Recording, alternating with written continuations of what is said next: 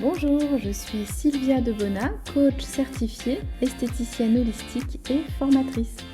Dans ces podcasts, je m'adresse à vous, esthéticiennes passionnées et chefs d'entreprise qui souhaitez entreprendre avec plus de sens et vous épanouir dans un métier qui vous ressemble. À chaque épisode, je vous propose un moment d'inspiration, de réflexion. Je vous partage des outils concrets pour vous aider à rebondir, à entreprendre avec plus de sens, de sérénité et d'authenticité. Si vous appréciez ces podcasts, pensez à vous abonner et à partager. Je vous souhaite une belle écoute.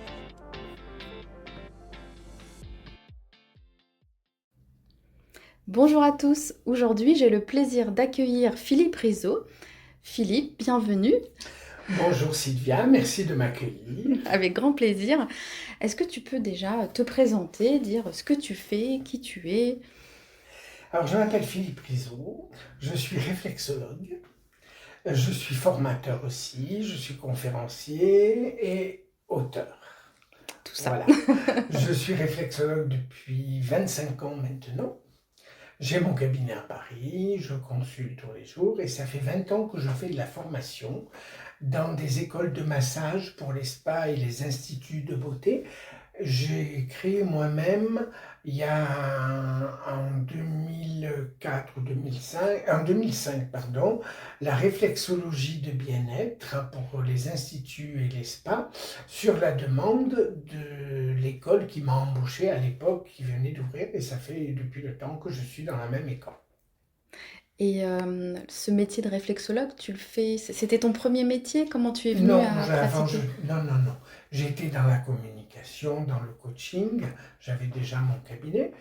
Et puis, je travaillais un petit peu à Lausanne, un peu à Paris, à Paris, à Lausanne. Et puis, un jour, une amie me dit, viens, je vais te faire un massage. Oh là là, elle m'allonge sur un lit, elle me masse les pieds, elle me masse les mains, elle me masse la tête. Et là, j'ai eu des choses qui ont chamboulé en moi, des choses qui se sont accrochées en moi, qui sont parties, tout ça. Et à la fin, je dis, mais c'est exceptionnel ton massage, qu'est-ce que c'est? Elle me dit, c'est du massage métamorphique. J'ai travaillé sur ta prénatalité des 9 mois de conception dans le ventre de ta mère. Et, Waouh! et elle me dit, je t'ai enlevé tous les barrages qu'il y a pour débloquer ta force de vie. Et moi, ça faisait mais très longtemps que j'étais persuadée que l'on a des casseroles dans la vie de ce qu'on a vécu dans le ventre de sa mère. C'est normal, c'est logique, le fœtus et l'enfant est collé à la colonne vertébrale. La colonne vertébrale, c'est le système nerveux central, donc on perçoit toutes les émotions positives et négatives et le stress de la mère qui sont engrammés en nous. Et voilà, j'ai dit, mais je veux faire la formation. Alors elle me dit, pas de problème, je t'inscris à Genève chez Violette Prudhomme, qui maintenant est décédée. Surtout qu'en Suisse, le massage métamorphique est très reconnu. Quand tu es malade, que tu vas voir le médecin qui ne sait pas ce que tu as, il t'envoie faire 10 séances de massage métamorphique. Ah oui. Voilà, c'est comme ça. Donc, je fais la formation. Pendant la formation, on nous explique que le massage métamorphique a été créé par un réflexologue anglais. Et on nous fait de la réflexologie. Je dis, mais c'est ça qu'il faut que je fasse après ça. Pour moi, c'était logique. C'était une évidence. Ouais. C'était évident. Donc, je fais ma formation de massage métamorphique. Et alors, moi, je fais une formation, le lendemain, je la mets en application. Parce que je pars du principe que si le lendemain de ta formation, tu ne l'as pas mise en application, formation foutue. Mais oui, parce que... Mais oui, parce que tu es dans le... Tu es dans la chaleur de la formation, ça vient, donc il faut travailler dessus. Donc je rentre à Paris, j'avais des clients, vite je leur fais ça, et tout. Puis alors pour trouver à l'époque une école de réflexologie, on ne comprenait rien. Il y avait de tout, n'importe quoi. Je me suis fait envoyer balader, la fédération qui répondait pas. Et grâce à une amie qui travaillait à l'APEC à l'époque, je lui ai dit, t'as pas une école? Il dit, laisse-moi rentrer, je te dis. Elle me rappelle une heure après, elle me dit, oui, il n'y en a qu'une référencée à l'APEC, c'est une école à Bordeaux. Je regarde le site, école par un médecin généraliste. Je me suis dit, je ne sais pas ce que ça va devenir plus tard, autant faire cette école. J'appelle, il me dit, monsieur Rizzo, non, l'année prochaine, tout est complet. J'étais déçu parce que moi, tu sais, je suis fougueux, il faut que ça se fasse de suite et tout ça. Le lendemain, il m'appelle, il me dit, Monsieur Rizzo, il y a une place de libre, il y a un élève qui s'est désisté. Et donc voilà, je pars à Bordeaux. C'était tracé. Voilà, je vais à Bordeaux en octobre, je prends la semaine intensive, je remonte, je travaille. J'ai une amie qui est connue dans le milieu de l'esthétique, qui a un institut à Versailles. Tous les matins jusqu'à 13h, j'allais travailler là-bas, je faisais parce que j'avais 40 heures de pratique à faire. Ah oui, pour passer t'exercer. l'examen. Ah, pour passer l'examen, d'accord. Donc on était en octobre, je devais le passer en avril, le 17 avril 2005. Non, 2004. Ouais, 2005. Et donc, mais de 2000 à 2004, je faisais du massage métamorphique. Donc, je vais là-bas tous les jours. J'ai appris mes cours en rêvant la nuit. Parce que je m'étais mis des pieds en face, sur le mur en face de mon lit. Le soir, je plaquais mes pieds, puis j'apprenais les cours. Et la nuit, je rêvais en apprenant mes cours. Donc, je passe mes examens, tout ça, je travaille. Tout. Puis j'ai rencontré une grande dame de l'esthétique qui m'a fait donner des conférences, des portes se sont ouvertes, j'ai créé des protocoles pour les laboratoires, pour les crèmes des mains, les crèmes des pieds, pour les applications et tout ça. Oui, j'ai fait beaucoup de choses. Hein. Voilà. Et puis, donc je passe mes examens. Au mois de mars, je descends à Poitiers à l'Assemblée Générale de la Fédération. C'était ma première AG. Je pose une question. Un membre du bureau m'envoie balader. Bon, je me dis, il y a beaucoup de monde. Tu parles de réflexologie? De la Fédération, française de réflexologie. De réflexologie, d'accord. À un moment donné, je me lève, je lui dis, écoutez, je suis aussi mal élevé que vous. Vous vous rendez compte comment vous m'avez répondu? Je suis réflexologue depuis peu et vous me répondez comme ça. Toute la salle m'a applaudi, le président qui me regardait. Et le soir, je me retrouve président de la fédération. Ah oui, carrément. J'avais ouvert ma gueule. Ça a servi, écoute. Mais c'était une question pertinente que tu as dû poser, certainement. Non seulement ça, mais enfin, c'était un samedi. J'avais 8 consultations, je les ai annulées. Je me suis levé à 5 heures pour aller à Poitiers. Et on n'a pas le droit, que ma question soit pertinente ou pas pertinente. Tu peux dire, excusez-moi, c'est pas le moment, je vous répondrai plus tard, on est pressé. Oui, évidemment. Mais la manière dont il m'a répondu. Enfin bref, je me suis retrouvé président de la fédération, je fais pas mal de choses. Puis à un moment donné, je me suis dit, la fédération, elle n'est pas à toi. C'est comme une pyramide. Il faut que notre président mette sa touche et tout ça. Donc j'ai arrêté. L'ambiance n'était pas très bonne non plus, et ça me prenait beaucoup la tête. Dans le milieu associatif. Hein. Enfin bref. Donc de là, et puis là on m'a appelé en me disant t'as rendez-vous tel jour à telle heure, à tel endroit. J'avais déjà vu la personne à une soirée, la personne, j'ai dit c'est toi, oui. Il me dit voilà, je crée une école de massage. Je veux que tu donnes des cours de réflexologie plantaire pour le bien-être, pour les instituts de beauté et des spas. Et ça fait 21 ans que je suis dans la même école. Je suis avec une copine, on est les deux plus vieux professeurs. Bon, elle a été vendue entre-temps, puis revendue, mais là, on fait partie d'un groupe important et tout ça. Mais je continue. Mais entre-temps, j'ai fait beaucoup de choses. Après, j'ai une école de Versailles qui m'a appelé parce que c'était la première école qui avait demandé le titre RNCP. Donc, j'ai été juge, jury, pour faire passer les validations d'acquis pendant 7 ans. Donc de 2005 jusqu'à 2013 ou 2014. D'accord. Un samedi par mois, j'allais à Versailles. Voilà, après, ils ont retiré le titre RNCP. Voilà, donc maintenant là. Et donc voilà, je continue mon chemin. Et du coup, je regardais tout à l'heure, tu as écrit un livre. J'ai écrit un livre sur les organes en relation avec les émotions. Voilà, pour enlever tout le stress et les émotions négatives, avec des schémas que l'on peut se faire soit sur les mains, soit sur les pieds. Voilà, ça fait un moment que je l'ai écrit, mais il est réédité chaque année. C'est que ça plaît. Mais ça plaît parce qu'il est tout simple. Ouais, puis c'est vrai qu'il est très ludique. Il est très ludique. Qui sont comme moi.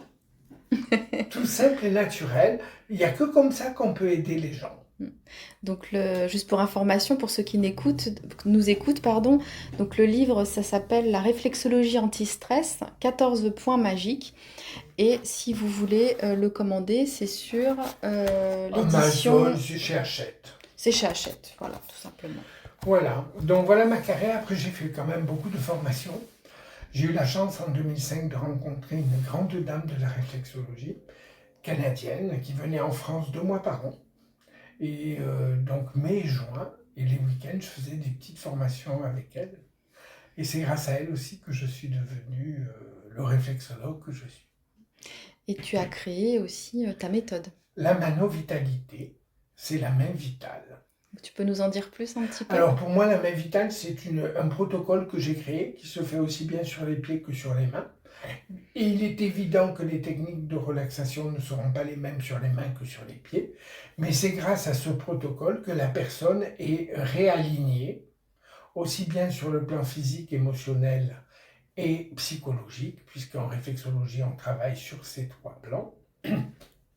Et donc voilà. Et justement, cette formation main-pied, elle s'adresse à quel type d'esthéticienne? Alors, les pieds, c'est là où il y a le plus de terminaisons nerveuses. 7200 terminaisons nerveuses. Donc c'est pour le bien-être, la détente et la gestion du stress. Voilà. Après, pour les mains, alors pour les mains, c'est pour les personnes, qui ne veulent pas qu'on leur touche les pieds. Oui, c'est vrai. Tu as beaucoup de personnes. c'est vrai. Pourquoi? Parce que pour elles, les pieds, c'est encore une mauvaise connotation. Et tu as quand même beaucoup de personnes, qui ne prennent pas soin de leurs pieds. Bon. Après, tu as des personnes qui ne veulent pas se déshabiller. Donc les pieds, c'est l'idéal. Tu enlèves quoi? Les chaussures et les chaussettes ou les collants ou les bas. Bon. Parce qu'en réflexologie, tu ne te déshabilles pas. Non, et c'est vrai que quand on se masse moi je sais quand on masse les pieds, moi ça me détend tout le corps en fait. Hein, ça. C'est normal, 7200 terminaisons nerveuses. C'est clair. Bon. Alors les mains, tu as des personnes qui ne veulent pas qu'on leur touche les pieds. Après, les mains, c'est la meilleure méthodologie pour les personnes âgées. Une personne âgée prend beaucoup de médicaments. Donc les terminaisons nerveuses des pieds sont annihilées. D'accord. Tandis que les mains sont directement connectées au cerveau, au cortex. Donc ça veut dire que quand tu fais les mains à une personne âgée, elle a les informations de suite. Une personne âgée a des pieds fragiles. Elle a une peau fine, elle a mal aux articulations des orteils, de la cheville, elles ont mal au métatarse, elles ont souvent les orteils en griffe ou en marteau qui leur font mal. Donc moi je fais les mains. Et après, ce qui est important, parce que moi, j'habite à Paris. À Paris, tu as beaucoup de gens seuls. Donc moi, dans mon cabinet, c'est un échange, une rencontre. Et je laisse parler les gens parce que la parole libère. Et puis, des fois, quand dans leur conversation, elles me donnent des indices pour mieux travailler. Une personne âgée, quand je la vois, qu'elle vient me voir, je suis peut-être la seule personne à qui elle peut parler dans la journée. Donc quand je fais les mains, moi elle n'est pas allongée, elle est assise et je me mets face à la personne. Et on a une relation d'échange et de confiance. Parce que la réflexologie, ce n'est pas que la réflexologie, c'est aussi de la relation d'aide. Oui. Et donc moi j'ai instauré ça dans ma technologie, dans ma technique de travail, où on a des échanges, et à la fin, il y en a qui me disent « Oh, qu'est-ce que je me sens bien, vous m'avez libéré ». Voilà, libéré, mais libéré de quoi? Des mots ou d'un poids sur eux? Ouais, c'est chouette, voilà. C'est super, ouais. Mais tu vois, j'ai une très belle carrière. J'ai pas fini, mais c'est les clients qui me le font remarquer. Ça se voit, L'autre jour, j'ai un client ceux qui nous écoutent ne voient pas le visage de Philippe, mais tu rayonnes en fait. Quand tu le dis, là, tu touches le cœur. On sent que tu parles du cœur. Tu vois, l'autre jour, j'ai un client, il se lève, il s'assoit, il se met les chaussures, et puis il me dit « Je peux vous prendre dans mes bras ?» Et c'est le plus beau cadeau. Tu te dis « Je sais quelle est ma mission sur Terre. » C'est chouette. C'est les plus beaux cadeaux. Et j'ai vécu ça, ça fait 25 ans, et 25 ans merveilleux. Quand on fait un métier qu'on aime comme ça, qu'on est passionné, il n'y a pas de prix, ça n'a pas de prix. Il n'y a pas de Il n'y prix. a pas de prix. Et puis, c'est grâce à... Alors, moi, j'ai toujours dit, et je l'ai dit à l'école, parce que je suis le plus vieux professeur de l'école, donc quand je tape du poing sur la table, je suis assez franc et direct. Attention, on écoute. Je dis ce que j'ai à dire.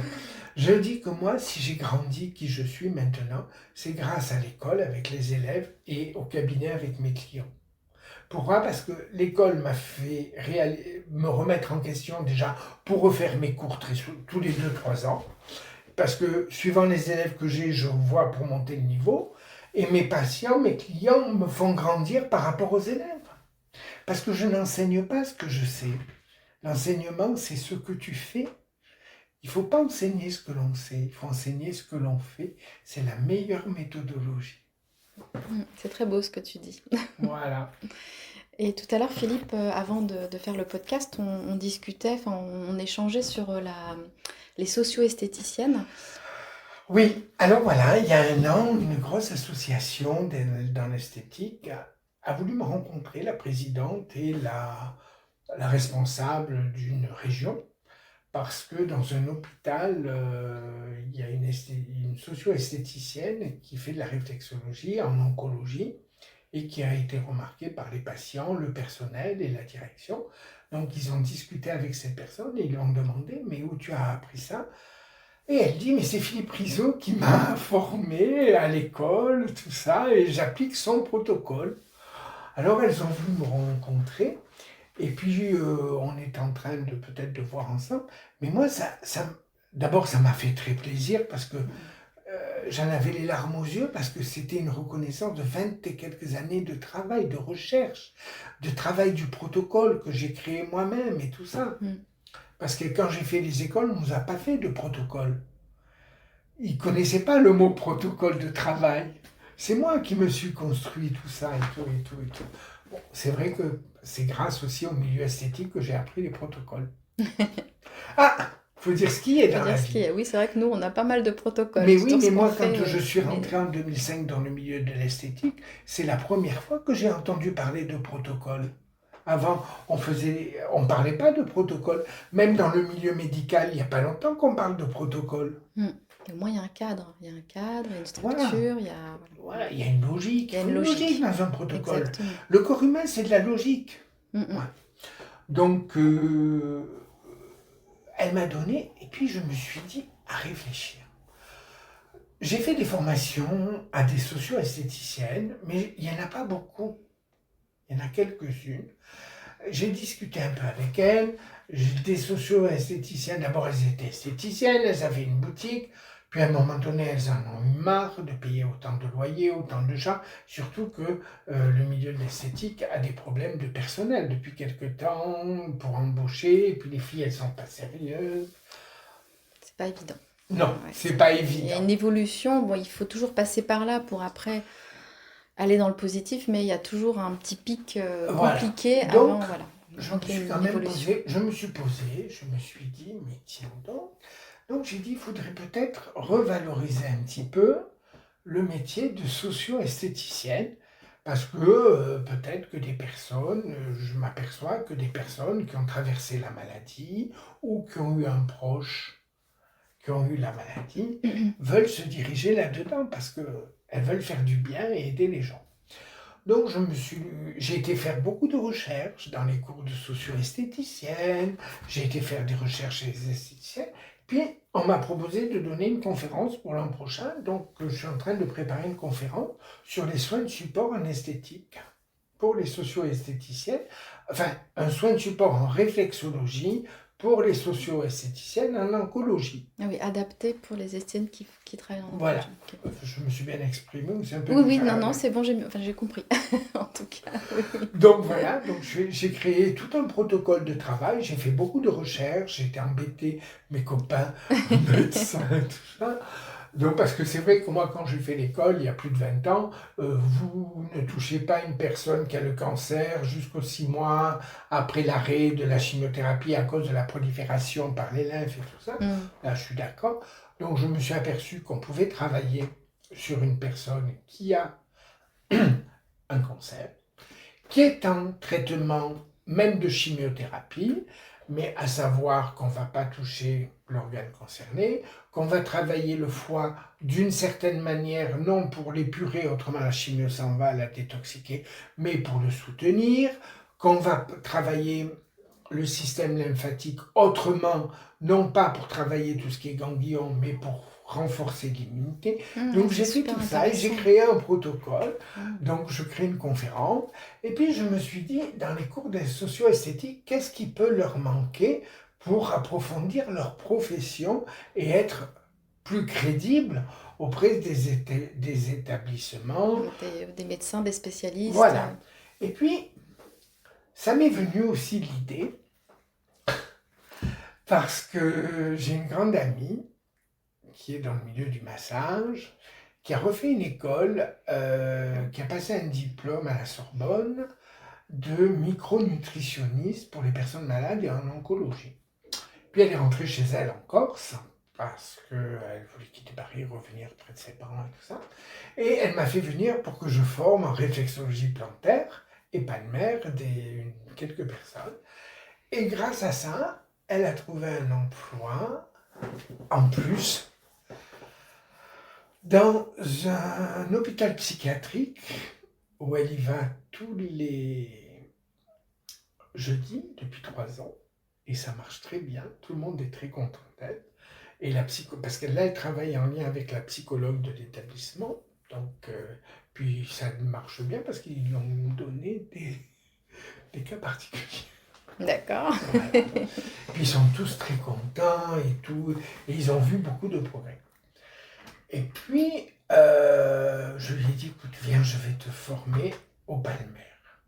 Parce que pour moi, le palmaire pour les personnes âgées, c'est ce qu'il y a de mieux. Et j'en démords pas. Et là, elle a trouvé depuis un an, une après-midi par semaine dans une EHPAD. Et il paraît que ça se passe, elle est contente, elle me dit, ils sont ravis, contents.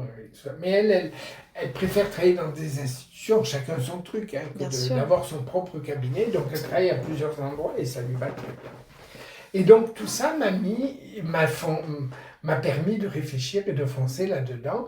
Et je veux proposer d'abord une formation pour les socio-esthéticiennes ou les esthéticiennes qui ont déjà fait de la réflexologie, parce que dans les écoles, on leur apprend quelques points. Mais c'est pas ce que toi tu enseignes, c'est non, pas aussi. Mais moi, dans mon protocole, il est complet. Voilà, il n'y a pas tout ça. C'est plus scolaire, quoi. Voilà. Tandis que moi, dans mon protocole, même si on travaille des spécificités, ce qui est important en réflexologie, c'est de connaître les organes, les fonctions des organes et les emplacements sur les pieds. Et les techniques de travail. Voilà. Donc voilà, donc je suis en train de préparer tout ça et des formations de 2 jours pour les esthéticiennes, socio-esthéticiennes, pour travailler en soins de support. Qui veulent se spécialiser, donc qui veulent aller rentrer dans ce milieu-là. Accompagner différemment, voilà, et aller plus dans le médical. Accompagner, oui. Donc ça peut être, tu dis, aussi bien pour les socio-esthéticiennes qui se pratiquent déjà que pour les esthéticiennes qui ont déjà fait un peu de réflexologie et qui veulent approfondir. Voilà. Et ce projet, il sera après dans combien de temps?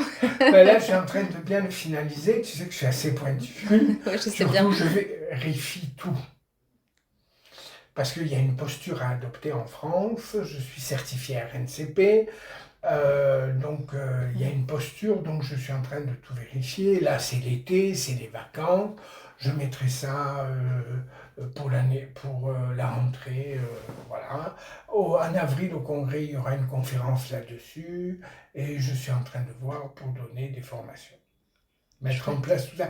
Tu sais, les formations à Paris, ça se fait, il faut le prévoir un peu à l'avance. Bien sûr, tout se prévoit, mais en tout cas, il faudra suivre ta page pour en savoir davantage. J'ai quand même je rencontre beaucoup de monde qui apprécie, qui sont dans ces milieux, et quand on parle de ça, ils me disent bravo, félicitations, et qui veulent m'aider.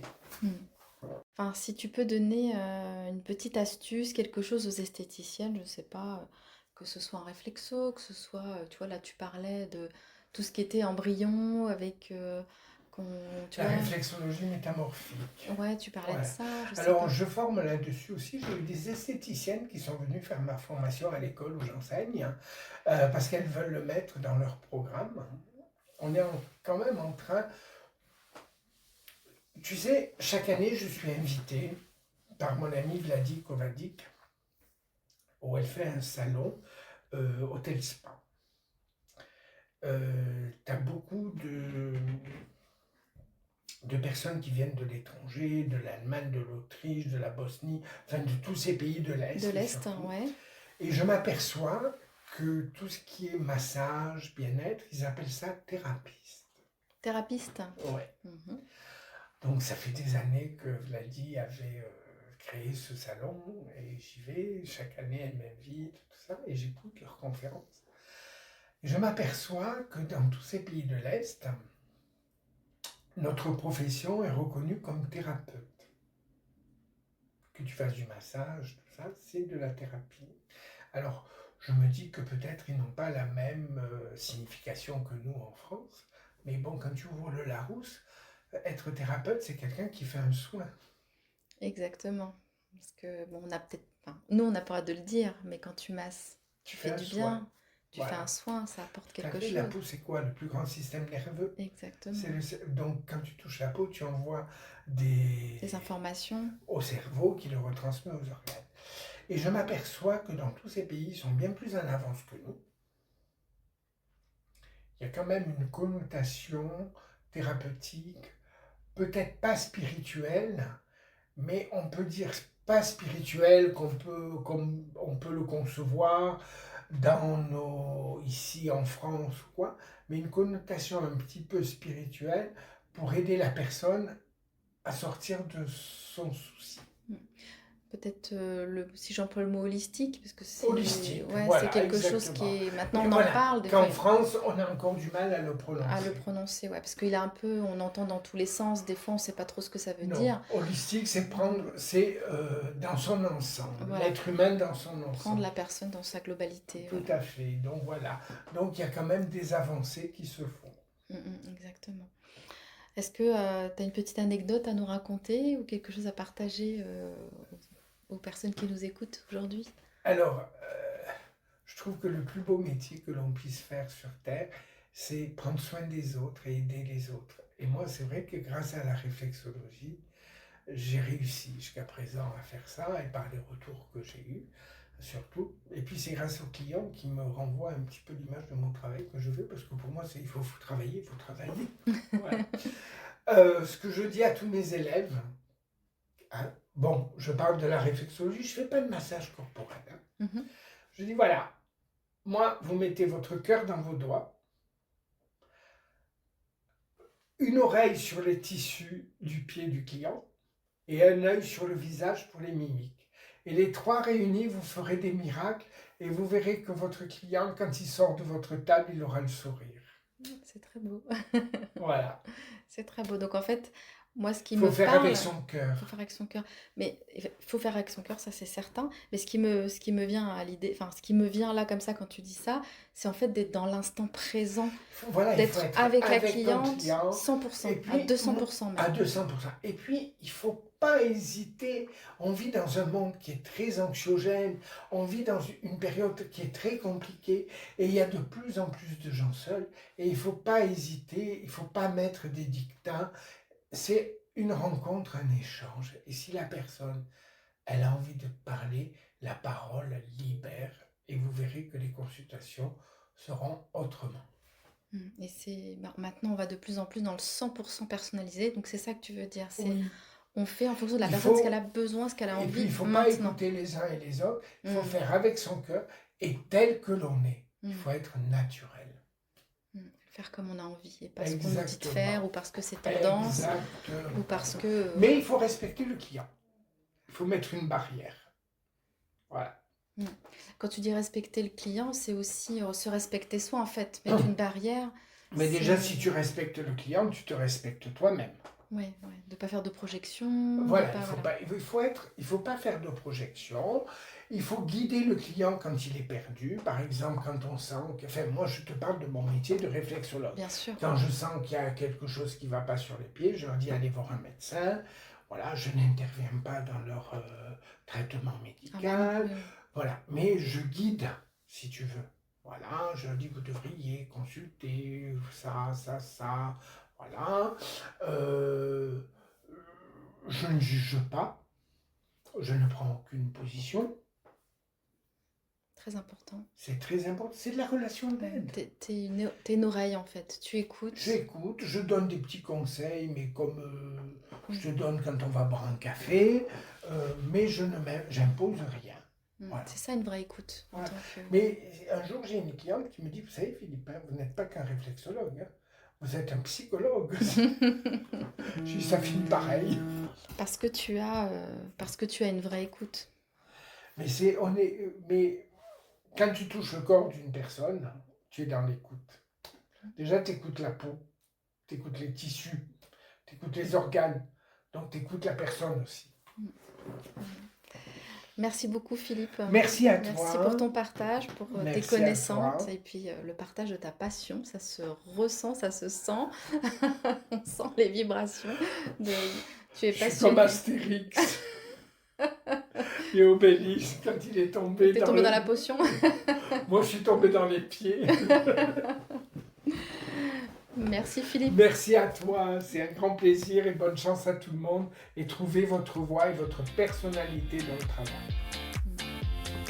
Merci d'avoir écouté cet épisode.